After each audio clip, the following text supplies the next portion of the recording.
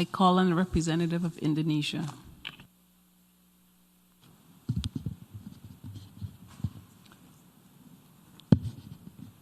Madam President, I'm taking the floor to exercise Indonesia's right of reply to the statement made by Vanuatu.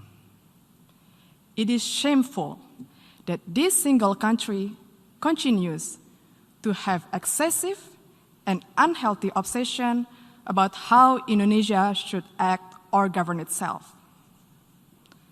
Frankly speaking, I'm confused. How could a country try to teach others while missing the point of the whole fundamental principles of the United Nations Charter? Let me tell them the following. To do what is right is to respect the principles of non-interference in the domestic affairs of other countries. And to do what is right, it is to respect the sovereignty and territorial integrity of other countries.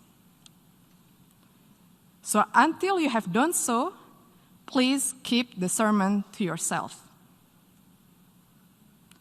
Madam President, the President of Indonesia stated a few days ago in this great Hall of Nations, and I quote, "We must promote a win-win approach in building relations among states that is mutually beneficial," unquote.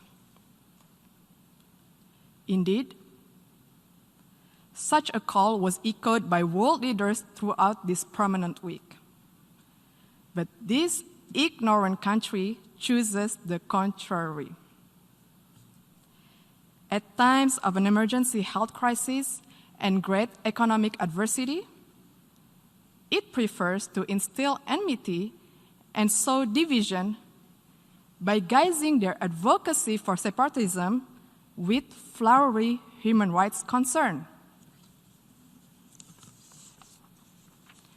Indonesia, comprising of more than hundreds of ethnic groups, a diverse and multicultural nation with thousands of tribes and hundreds of local languages, spreading across more than 17,400 islands, is committed to human rights.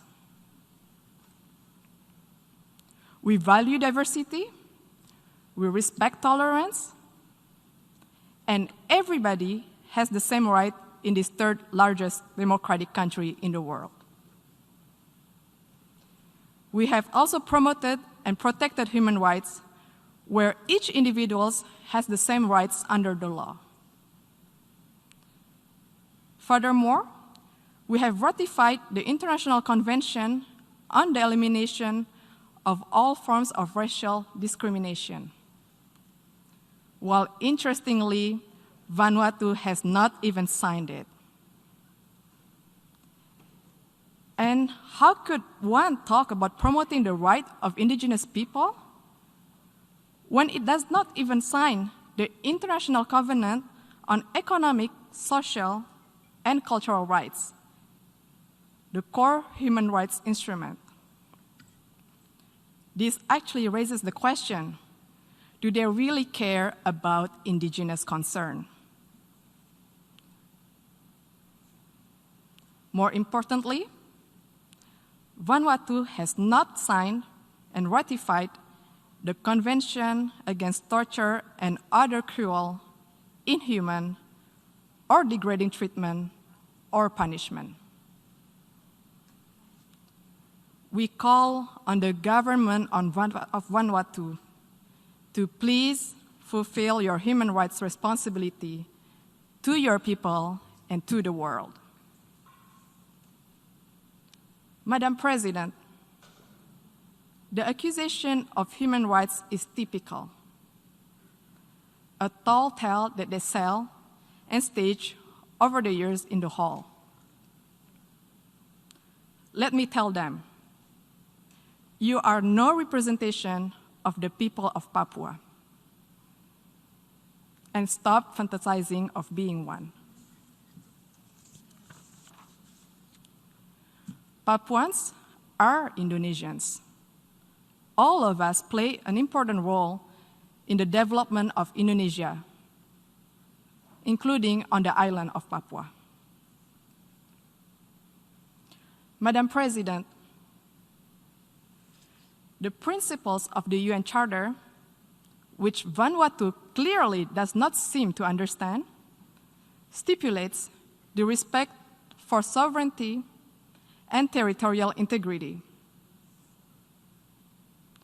Indonesia will defend itself against any continuing advocacy of separatism conveyed under the guise of artificial human rights concern.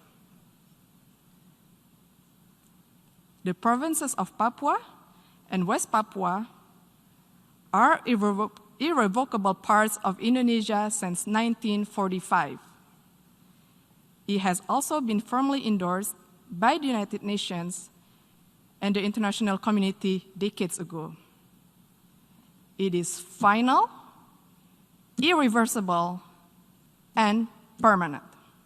I thank you, Madam